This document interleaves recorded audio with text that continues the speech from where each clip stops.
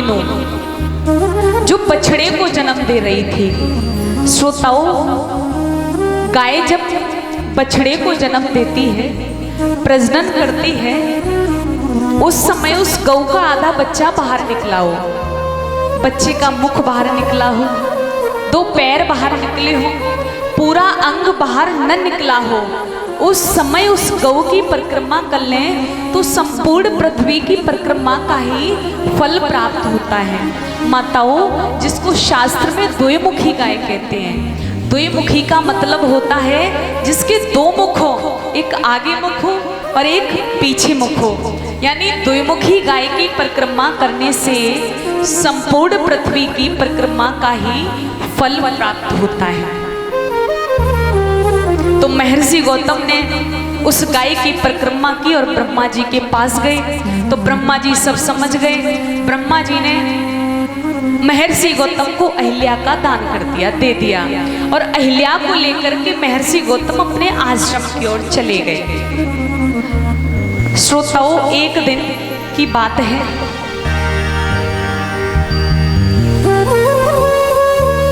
देवराज इंद्र ने अहिल्या से आकर के कहा कि मैं तुम्हारे समागम को चाहता हूं। त्वा सह सुमध्य में, हे सुमध्य में, हे सुंदरी, मैं तुम्हारे समागम को चाहता हूं। और देवराज इंद्र के निवेदन पर, देवराज इंद्र के कहने पर अहिल्या ने देवराज इंद्र की बात को स्वीकार कर लिया। श्रोताओं, क्यों स्वीकार कर लिया?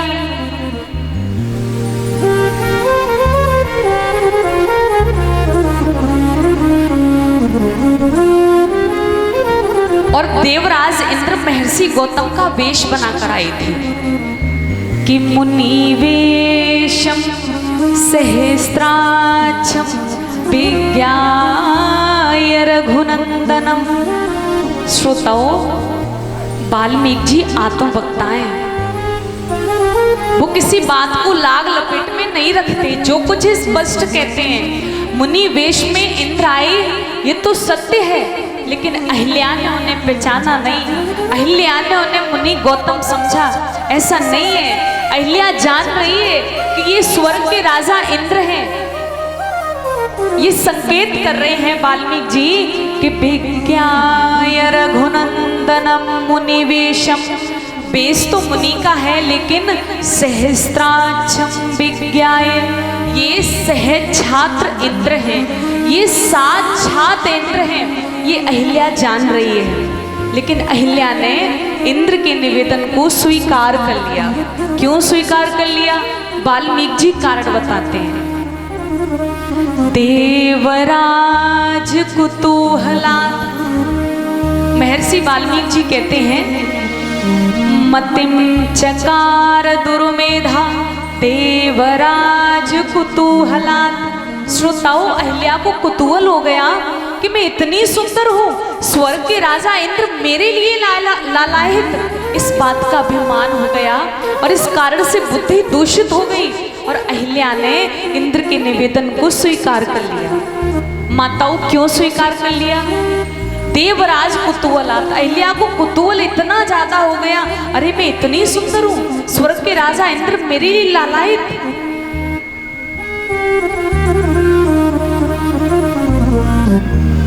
इस बात का घमंड हो गया और अहिल्या ने इंद्र के निवेदन को स्वीकार कर लिया और कहा ठीक है, काम करना। बोले क्या? बोली आत्मानम माच देवेश सर्वथा रक्ष गौतमात्।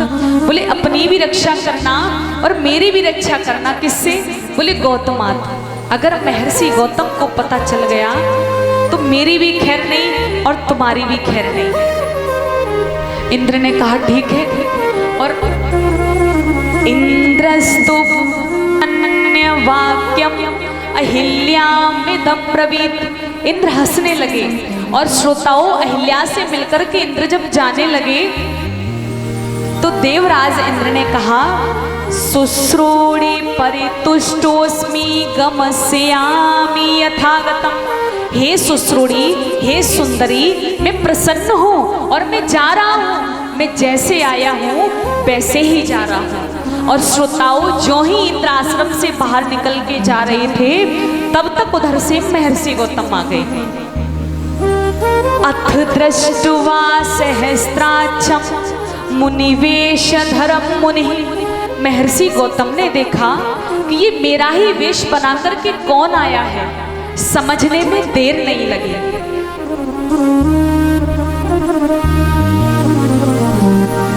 क्रोध में महर्षि गौतम ने कहा, दुरव्रतं व्रतशम्पन्नो रोषादवचनं ब्रवीत्। श्रोताओं, इंद्र कौन है? दुर्व्रतम, दुराचारी। मुनि गौतम कौन है? व्रत संपन्न हो, जो चरित्र संपन्न है। क्रोध में महर्षि गौतम ने कहा, मम रूपम समस्तास्य कृतवानसि दुर्मते।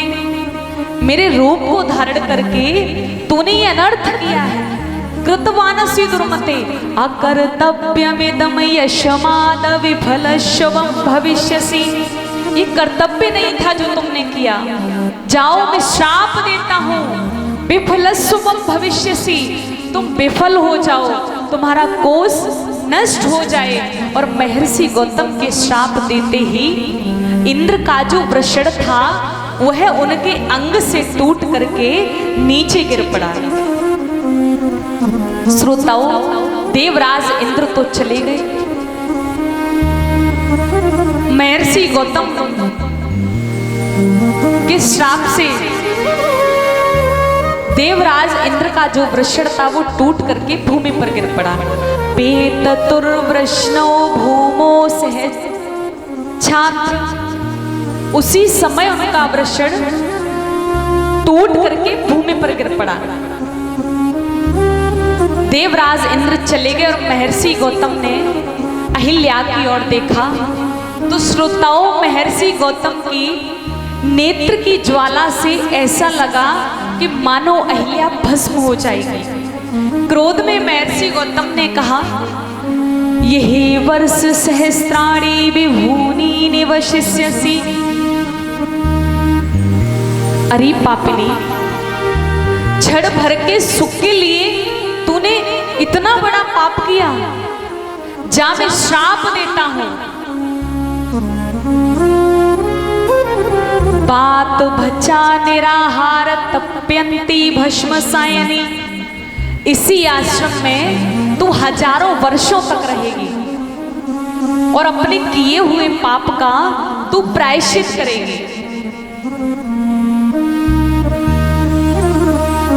बात बचा निराहार, हवा पी करके रहेगी। निराहार, तुझे आहार नहीं मिलेगा। तप्यंती भस्म शायनी, भूमि पर तू पड़ी रहेगी, भूमि पर तू दुख सहन करेगी और तुझे कोई देखेगा नहीं। अदृश्या सर्वभूतानां श्रमेष्यमनि वशिष्यसि। इसी आश्रम में तू हजारों वर्षों तक रहेगी। यहाँ से तू कहीं जा नहीं सकती। तुझे अन्न नहीं मिलेगा, तुझे पानी नहीं मिलेगा। भूमि पर तू पड़ी रहेगी, भूमि पर तू दुख सहन करेगी। तू सबको देखेगी लेकिन तुझे कोई नहीं देखेगा। तू सबकी बात सुनेगी लेकिन तेरी बात कोई नहीं सुनेगा। और महर्षि गौतम के श्राप देते ही अहिल्या चरणों में गिर पड़ी। महाराज, मेरे इस पाप का प्रायश्चित कैसे हो? इस दुख की निवृत्ति कब होगी? और महर्षि गौतम ने जब अनुग्रह किया और श्रोताओं, अहिल्या ने जब इस अनुग्रह को स्वीकार कर लिया कि मुझसे प्रायश्चित हुआ, तो महर्षि गौतम ने कहा, चलो कुछ तो प्रायश्चित हुआ। श्रोताओं, ये प्रायश्चित क्या है? बोले, कोई भी अपराध होने पर हमें अपराध बोध हो, हमारे हृदय में पीड़ा हो, चित्त में पीड़ा हो, यही सबसे बड़ा प्रायश्चित है। और कोई भी अपराध होने पर हमें अपराध बोध नहीं हुआ, यही वास्तविक अपराध है। माताओं, असली अपराध तो यही है। और अपराध कौन नहीं करता, लेकिन करने के बाद उस अपराध को स्वीकार कर ले, वो व्यक्ति बुद्धिमान है। अहिल्या ने जब अनुग्रह किया, श्रोताओं, ये अनुग्रह क्या है? इस अनुग्रह का नाम है श्रापानुग्रह। अभी श्रापानुग्रह क्या है? बोले श्राप को अनुग्रह में बदल देना, जैसा कि इसमें संशोधन कर देना। क्या संशोधन किया? कहा जाओ, श्राप तो मैंने तुम्हें दे दिया, लेकिन तुम यहीं पर रहकर अपने दुख को भोगोगी। और एक दिन दशरथ नंदन राम यहाँ आएंगे और उनका दर्शन तुम्हें प्राप्त होगा, तो तुम्हारा सारा पाप ताप दूर हो जाएगा। श्रोताओं, ये अनुग्रह महर्षि गौतम ने कर दिया। अगर ये अनुग्रह महर्षि गौतम न करते तो अहिल्या को राम जी का दर्शन नहीं होता। गौतम जी कहते हैं, यदा त्वेदत्त वनम घोरम रामो दशरथात्मजः। इस घोर वन में जिस दिन दशरथ नंदन राम यहाँ आएंगे, यदा त्वेदत्त वनम घोरम रामो दशरथात्मजः आगमष्यति दुर्दस्थिता पूता भविष्यसि। जिस दिन दशरथ नंदन राम आएंगे और उनका दर्शन करते ही तू पवित्र हो जाएगी। वो आएंगे और वो तुझे नहीं देख पाएंगे और तू उन्हें देखेगी और पवित्र हो जाएगी। इतना कहकर के श्रोताओं महर्षि गौतम चले गए। श्री विश्वामित्र जी कहते हैं, राम आपके द्वारा ही इसका उद्धार होगा, आप इसका उद्धार करो। श्रोताओं, विश्वामित्र जी महाराज कहते हैं, तारयानाम महाभागाम अहिल्याम देवरूपिणी। श्रोताओं, विश्वामित्र जी महाराज अहिल्या को पापिनी, दुर्मेधा, पापचारिणी नहीं कहते, बड़े सम्मान सूचक शब्दों का प्रयोग कर रहे हैं अहिल्या के लिए। तारया नाम महाभागाम अहिल्याम देवरूपिणी।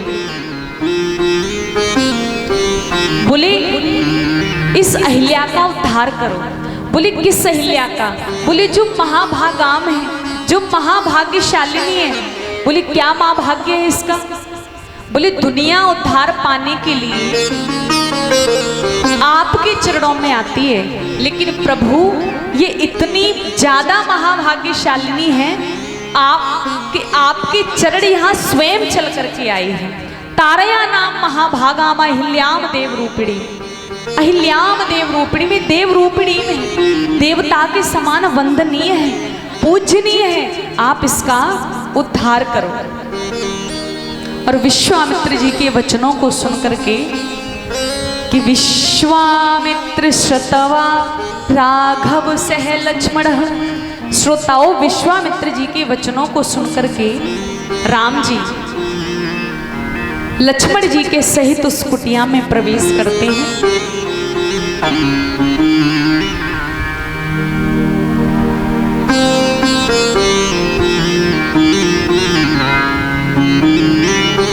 गौतम जी के वचनों के अनुसार राम जी जो ही उस कुटिया में जाएंगे, श्रोताओं अहिल्या का उद्धार हो जाएगा। क्योंकि रामचरितमानस के कल्प के अनुसार श्री विश्वामित्र जी कहते हैं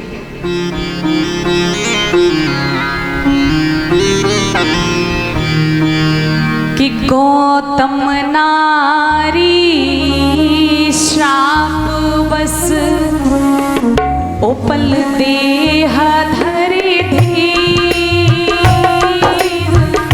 गौतम नारी श्राप बस उपल देह धरे धीर। चरण कमल रज चाहती कृपा करो रघुवीर। हो रामा कृपा करो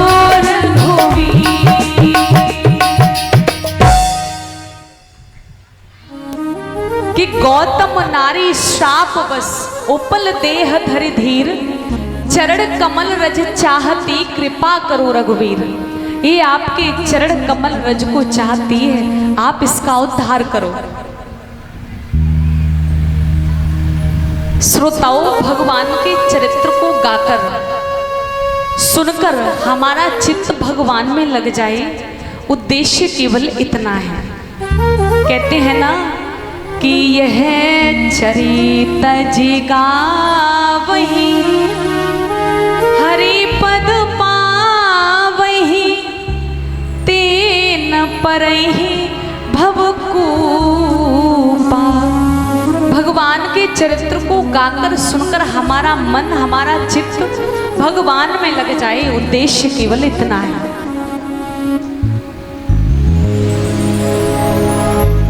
इधर महाराज श्री सुखदेव जी समझाते हैं, राजन परीक्षित,